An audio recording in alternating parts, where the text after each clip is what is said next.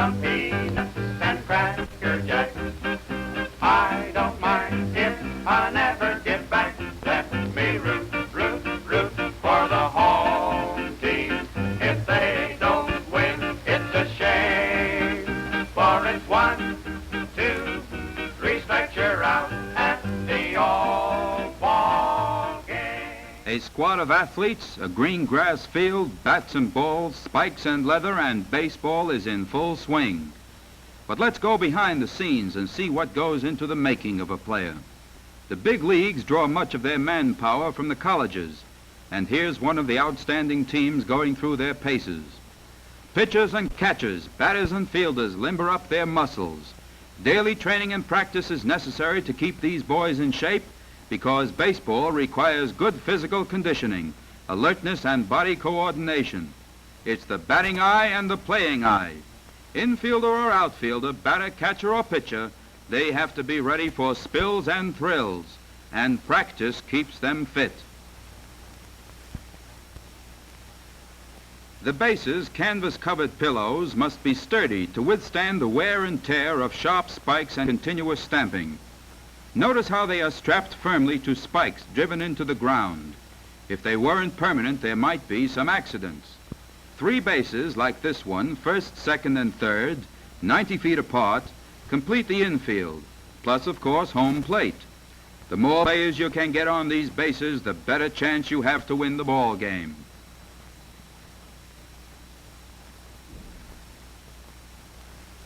Home plate is the goal of the batter and the instrument of the pitcher. The batter wants to hit the ball, cross the plate, and score for his team. The pitcher wants to cut the corners and strike out the batter. It's made of rubber and driven into the ground by long pegs. Strikes and balls are judged by the passage of the pitched ball over this rubber plate. Inside corners, outside corners, high or low, strike or ball, the plate is the target. The catcher, together with the pitcher, are perhaps the 2 most active members of the team. The catcher is in a rather dangerous position and must be well protected. Shin guards like these, made of stiff composition, cover his legs and knees, or else a bat swung by the batter, a loose ball, or a pair of flashing spikes might cause an unpleasant injury.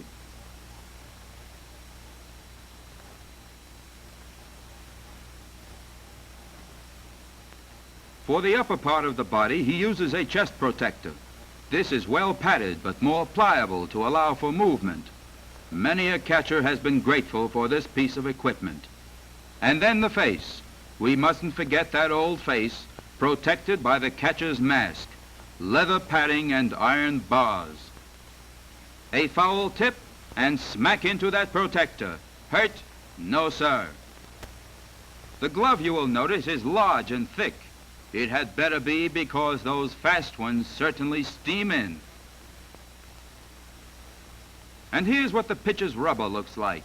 It's really made of rubber and fastened to the mound in the same way home plate is. And there's that toe digging in, the wind-up, and the pitch. Infield and outfield practice is a daily routine with the coach batting them out. The first baseman's glove is similar to the catcher's, but easier to handle. This baseman has to stretch, and stretch he does. Watch the cooperation between second and shortstop. Both of them cover the bag. Third base is the hot spot of the diamond. Here's where they come spinning down the line, and the player has to be alert and speedy. After infield practice, the boys get ready to sharpen their eyes for that ball.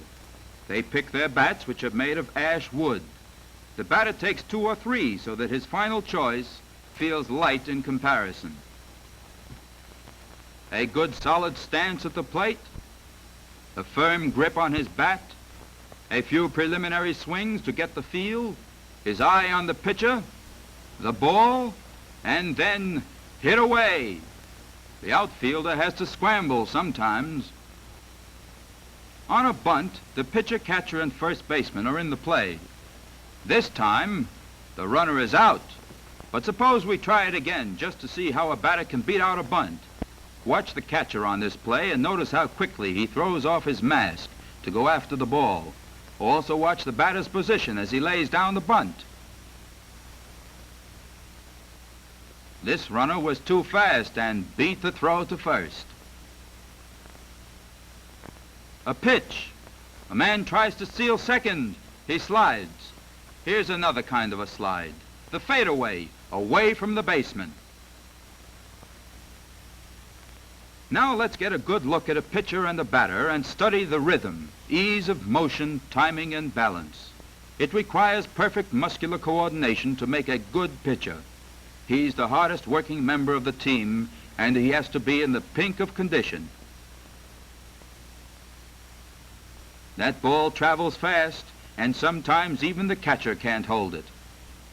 Get a good catcher and pitcher together, and you've got an unbeatable combination.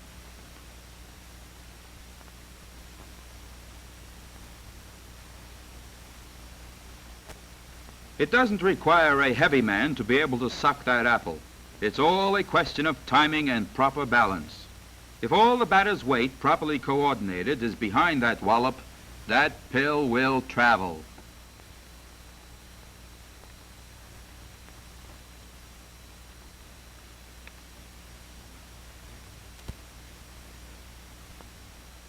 Hey, you, get up and bat.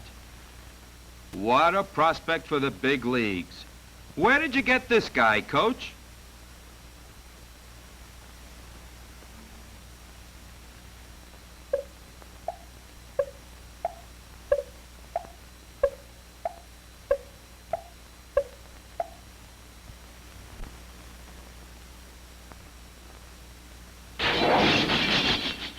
What's this? How to bat.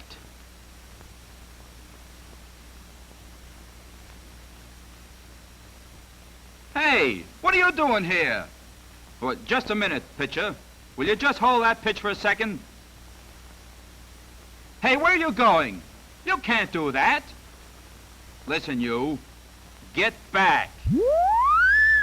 Now stay there. And let's see what a real ball game looks like. The big leagues. It's the goal of every ball player. Big-time baseball where millions crowd the ballparks every year. Opening day of the season is a gala event, especially when the president throws the first ball. Baseball is the national summer pastime. And what is it that brings the crowds out to the ballpark? It's the spectacular play, the solid crack of the bat against the ball, the spills and thrills that bring the fans to their feet. There is a thrill playing or watching this game. That thrill comes from seeing well-trained players doing a good job for which they are well prepared.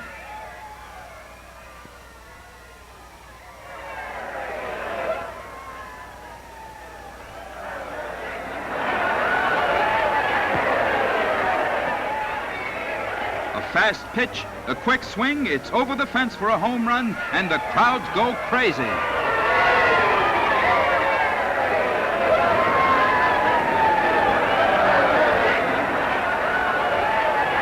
This game of baseball's got rhythm and timing, proportion and balance.